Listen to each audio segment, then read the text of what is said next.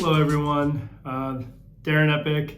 Welcome to my YouTube channel. Today we're going to be discussing my top 10 favorite things to do in Los Angeles. Some of them will be things I do consistently, some are once in a while, and some actually, I can't do right now because of COVID. If you like the content that you see, please like the video. If you like content about Los Angeles and real estate, please subscribe to my page. Once again, it's Darin Eppich, and here we go to number one. It is literally driving up and down Malibu on the PCH. There is also a lot of great stops on the way. I like some of the restaurants, Duke's being one of them. Sunset Beach, I think has, I think it's called Sunset Cafe off the top of my head. Paradise Cove is amazing. They have a great restaurant there. You can stop at El Matador State Beach. Beautiful sunsets there. Very interesting big ass caved rocks. There's a Country Mart there that's pretty cool. Has a lot of shopping. There's a place specifically that I like to get. Habana Cafe is a favorite of mine from living in New York before. Like I said, Point Dume, Zuma Beach. Malibu, driving up down the PCH, either first thing in the morning, early when the sun is rising, or I've done it in the afternoon so I can catch the sunset. It's just magical. If you sprinkle on a few drinks and some good food in there, it's a must do every once in a while. It helps me clear my head. It helps me appreciate where I live in Southern California, especially in Los Angeles. Number two is the Griffith Observatory / Griffith Park. And the reason is I like to hike from Griffith Park up to the Griffith Observatory to see the views. I, at one point, was doing this, sometimes once or twice a week. Now that I live further south, I do it more like once every couple weeks. The hike alone is worth going. The observatory has been around since 1935, and it's a great place to look at views of all of the city. You can see like the Hollywood sign. You can see from downtown all the way to the Pacific Ocean. There's a museum inside. Some of the best films of the last number of years, The Terminator, La La Land, Rebel Without a Cause. There's been tons of films that have shot there because it's just one of those landmark places in Los Angeles, and I highly recommend it for the hike as well as the views. Number three is Dodgers baseball games. When I was younger, I wasn't a Dodgers fan, but now that I live in Los Angeles now for quite some time, I enjoy going to the games. And actually right now, because of COVID, I actually miss going to the games. I played baseball growing up, and baseball is one of my favorite sports to go see in person. It's kind of a tradition. My brother lives pretty close to Dodger Stadium, and I would say this past year when they won the championship in 2020, we probably would have gone to a number of games.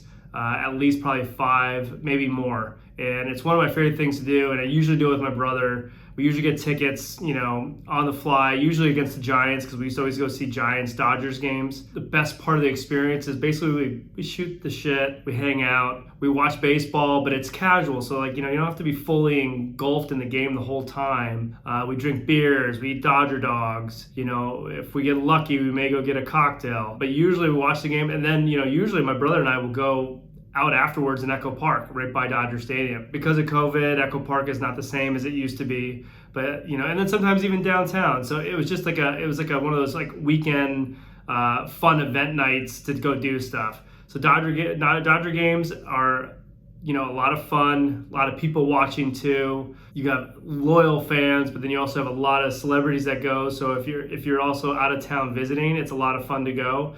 On 4th of July, they do the fireworks, and lately they've been great. Obviously, they just won a world championship, won the World Series. So that's one of my favorite things to do in Los Angeles is go to Dodgers games, obviously before COVID and then soon after COVID. Number four is going to be with an asterisk, and it's upsetting, but there's a place in Koreatown that is probably my favorite go-to place for a date or for people that are visiting out of town. It's called Obi Bear. It's been featured on Ugly Delicious.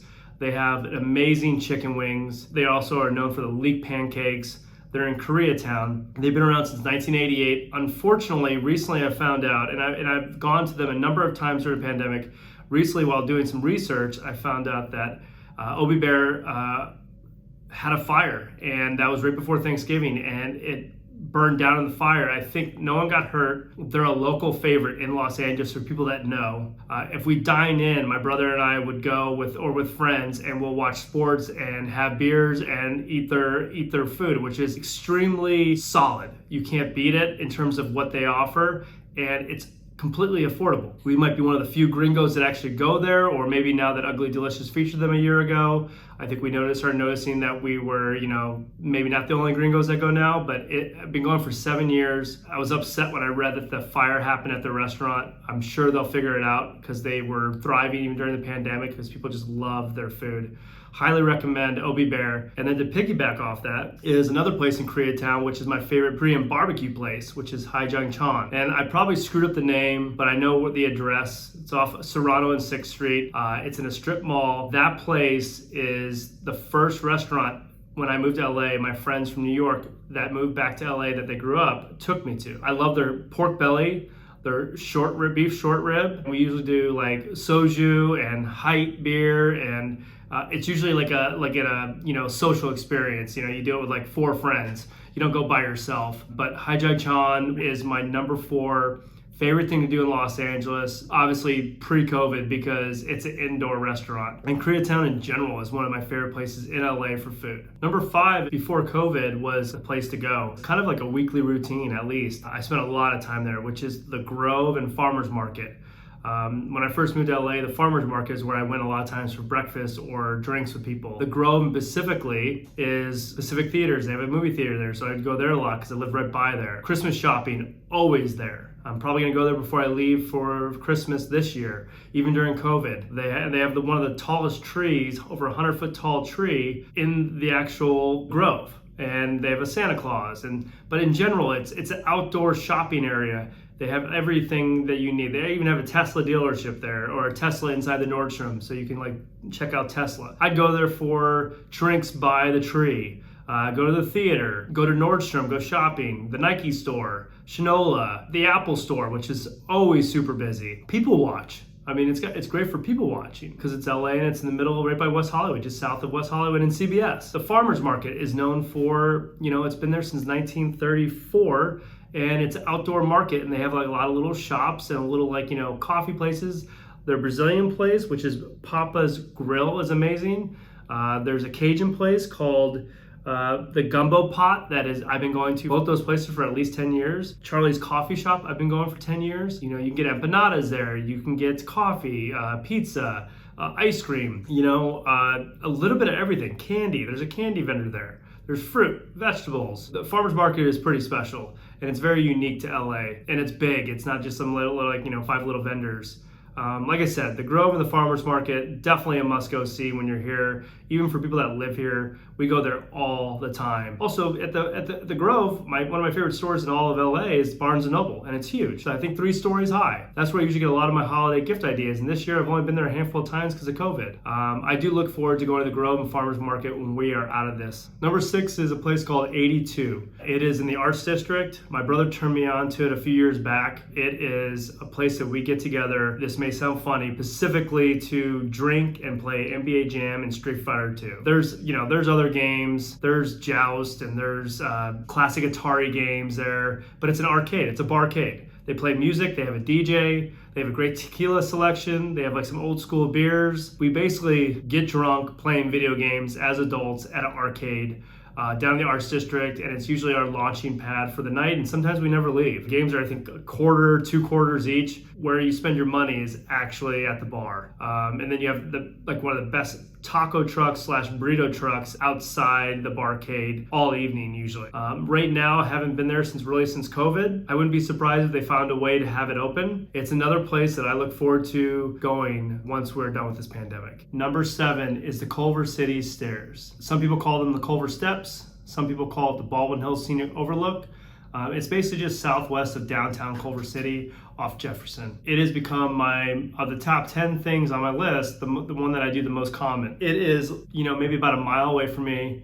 and I probably hike it probably good 2 times a week. There's been weeks where since COVID that I've done it 5 times in a week. Sometimes I do it on a Saturday or Sunday, but usually it's my morning routine if I don't take a walk down the neighborhood. It is about almost 300 steps and it's almost 800 feet up. It's a pretty good workout. And then there's also trails that dogtail off of it. It takes me like 5-10 minutes to get up the steps. It's a pretty good workout, but it has great views. So downtown to your east, when you get up to the steps and you look across, you pan across, you hit Hollywood, you see West Hollywood, you see, Bel Air, Brentwood, what have you, all the way to the beach. I mean, it's almost 360 It's got great views. I would almost even argue that it might be better than Griffith in terms of views, but it's not as good of a hike. It doesn't have that amazing landmark there.